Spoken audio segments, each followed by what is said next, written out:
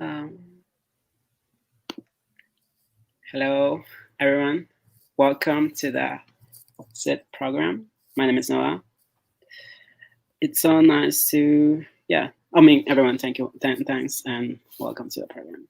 So here we are with Arya. She's one of the SSI communicators, and it's so nice having you over. It's such a weird thing having you on the other side of the table. Yeah, it How is are a you little feeling? weird. I'm feeling a little bit nervous. Usually I am the one who bothers everybody else with questions. So now having to answer questions, I feel a little bit on the spot, but that's okay. Feeling good, feeling excited, even though I'm nervous. But yeah.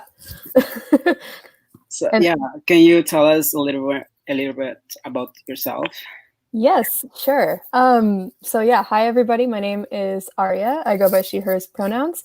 I am a biology and cognitive science student at UC San Diego. So you know, right by the ocean. It's nice and sunny.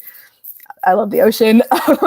But yeah, this summer I am a science communication intern working with Laurel Allen, who runs the digital media team and all the social media for Cal Academy. And the entire digital media team is awesome, and it's been so much fun working with them this summer. And I've learned so much about science communication. And yeah, so this summer I'm running the English set of SSI accounts, social media accounts, and also working on a science writing project, which I believe I will tell you about, or I know I will tell you about at some point here. But yeah, that's me. Yes, great.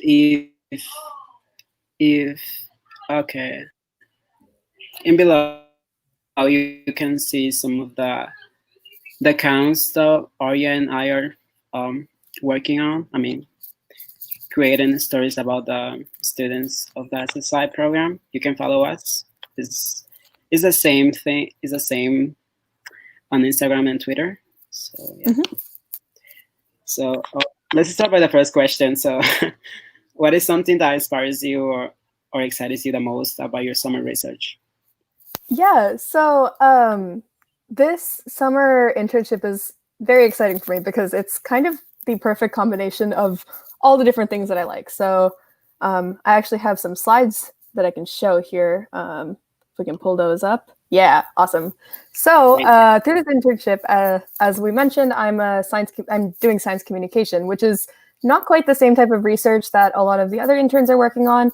A lot of them are working on, studying organisms and studying their genetic heritage and things like that, which is super, super cool. And I actually come from a biology background, so it's all really, really fun for me to learn about. But I'm kind of working on the translating all of this dense scientific research into more accessible content and things that people can, even if they don't have a biology background, they can understand a little bit better. So these are some of the things that I made for the SSI Instagram and all of our, digital platforms and stuff. I drew them. So they're organisms that some of the other students are working on. So yeah, I come from an art background and a science background. So this is kind of a combination. And then it's also just been really, really fun getting to share the stories of these incredibly smart, super brilliant fellow interns throughout the summer. These are a bunch of snapshots from a camping trip that we just went on a couple weekends ago now, I guess. It's been a few weeks, but I think so. Sure. yeah, it's been amazing getting to know them and know the science work that they're doing, and also write about it and take photos and post it to social media. And I think one thing that I'm really learning this summer is that it's just as important to share the stories of the people as it is to share the stories of the science, because it is a very, human thing. Science is something that we're all, as humans, doing in the world. So I think it's just been really fun and inspiring for me to get to know everybody and know their work. But yeah, that's this. And then the other half of what I'm working on this summer is completely different. So these are all some drawings and sketches and stuff that I did for my individual project, which is a written blog series that is told from the perspective of a fictional explorer, but she's encountering real science and, real natural things in the world. So kind of like theme of the entire series is symbiotic relationships. So basically just, you know, two organisms or multiple organisms living together, co-inhabiting the same space. And those relationships, those symbiotic relationships can take a lot of different forms. Sometimes one organism will harm another while the other organism, you know, just doesn't benefit or it's hurt. And that's like a parasitic relationship, which you can kind of see with you can see my mouse. So Yeah. this over here is a parasite on the eye of a shark, which is super weird and something that I learned a lot about while I was researching for this project that I didn't know about before. And then sometimes you have like mutualistic relationships, which is when both organisms that are in this symbiotic relationship benefit. And so that's kind of what's happening over here with this wasp and a fig. Like the wasp and the fig both actually can't live without one another, and they've evolved over time to rely on each other to survive, which is super weird, super fascinating.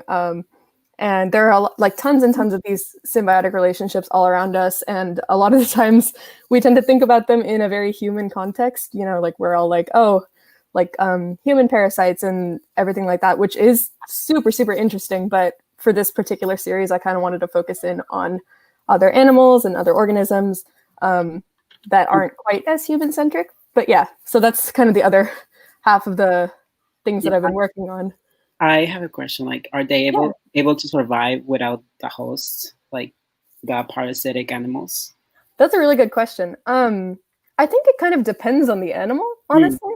Like, I think in a lot of cases, you have, you know, parasites that actually, okay, maybe I'm not qualified to answer this completely, but in most cases, I think parasites need their hosts to survive, and that's kind of how they become stronger and stronger parasites. But there might be a few cases that, you know, a parasite could exist outside of its host, but I'm not entirely sure. That's a really, really good question. Yeah, I like those photos of the shark. Oh, what's the name? What's the name of the shark again? It's a shark, right? Yeah, it's a shark. It's called a Greenland shark. They're really, really, really big. This is actually like the smaller end of the species, 11 to 16 feet, but they can actually, I'm pretty sure they get up to be even like 20 feet, which is humongous. And they live in the northern regions of the ocean and, you know, in really, really cold waters and in really, really deep waters as well. They're pretty cool. They just choose this species because they're going extinct, or is there a particular reason? It's well, I don't know if they're so much going extinct. But with this specific like writing piece that I did, I was more focused on the parasite actually than the Greenland shark. But yeah, I think people are definitely it's a very like understudied shark. Like there are only a few people in the world who are working on it. So I think it's still kind of up in the air trying to figure out how many of them are out there and, you know, where they've been sighted, and people are working on it kind of as we speak. So yeah, does that answer the question? Yeah, okay. Going to the next question. Yeah. Yes. Okay, what is your favorite memory of nature? This is another good question. So, I forgot to show this. This is self-plug what my project is living. But anyways, yeah, we can talk about it we can circle back. Yeah. Okay. Right. let me answer this question first for sure. But yeah, so a lot of my favorite memories are actually near the ocean with tide pooling. I do a lot of tide pooling down in San Diego where I go to school. There are some really, really amazing tide pools out there, but these photos are all from a recent SSI tide pooling adventure that we went on. And you can see a lot of pictures of my fingers holding stuff. That blob up in the corner is actually this thing, a nudibranch. And they're really gorgeous and kind of translucent, and I love them. They're sea slugs. But yeah, so most of my favorite memories are all tide pooling in nature and tide pooling in the ocean and getting to be in nature, and seeing all these like really, really amazing tiny organisms in their natural habitats, and being really careful about how we kind of explore the tide pools and everything. Yeah. Yeah. I also went to Taipulin and I saw that Neuro brand, and it was so tiny. That was surprising for me.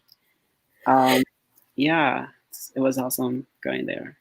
Yeah, they're so cute. They're so tiny. Like, look, this one here was like smaller than my fingernail. That's crazy. Yeah. Yeah, it's crazy and also wonderful. Yeah. How tiny they are. hmm Um, Moving on to the next question. This is something that has to do with a current event that is happening right now in this world and also in America. And how has the Black Lives Matter movement impacted you as a person and as a scientist? Yeah.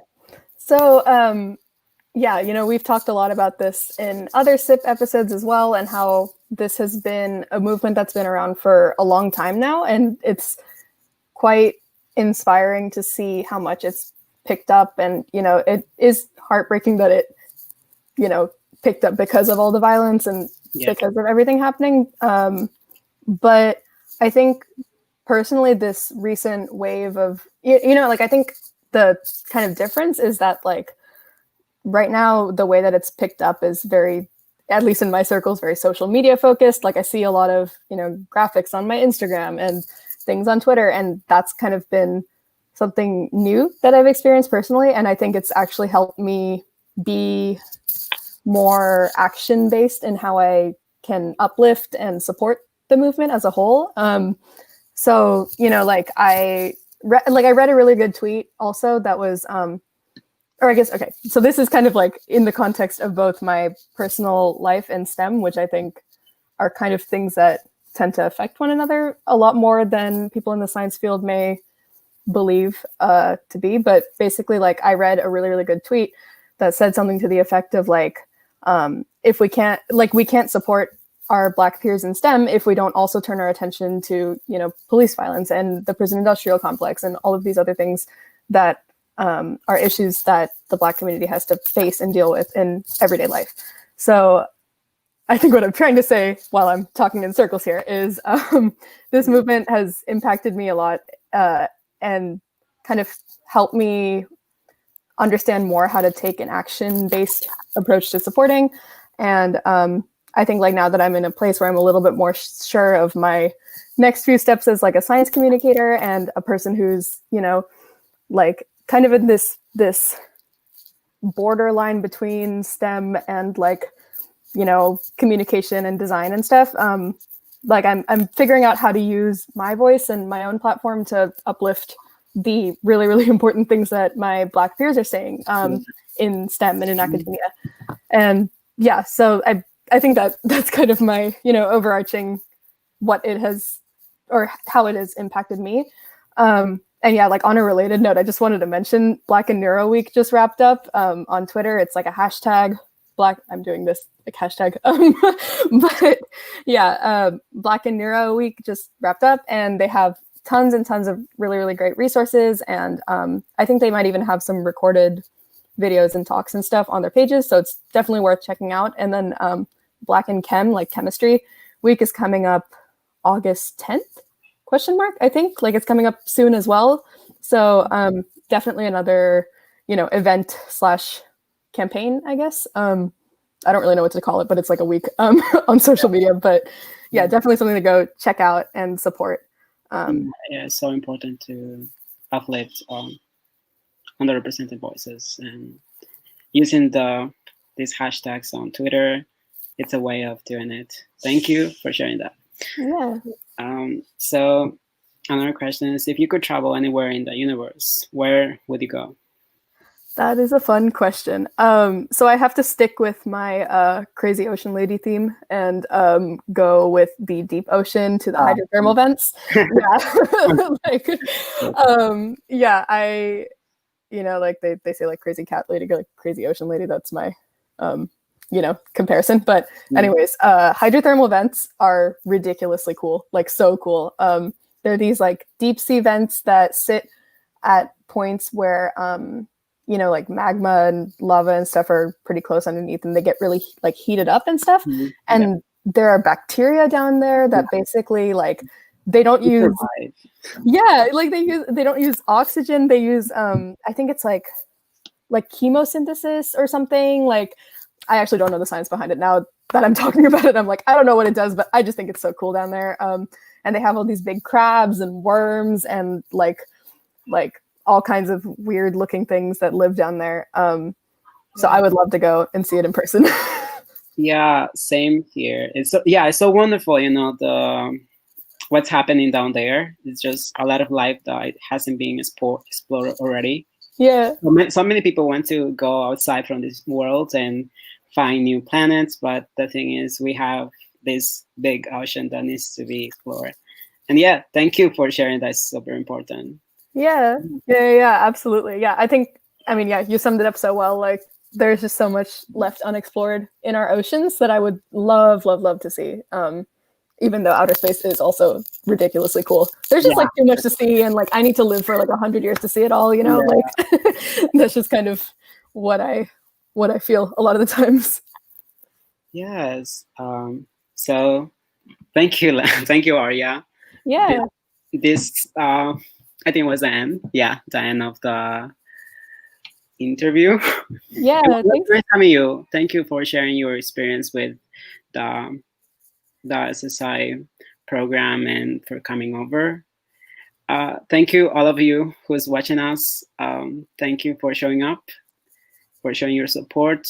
And yes, we're coming up soon in a couple next week to talk with Henry. He's the last SSI interns. He's going to interview a few weeks ago. You're going to have Arya here as well with us, me, and interview him. It's going to be great. Thank you so much. If you and also here we have the 1 second. We have the accounts where all of you can follow us here. Arya runs the Spanish accounts, and I run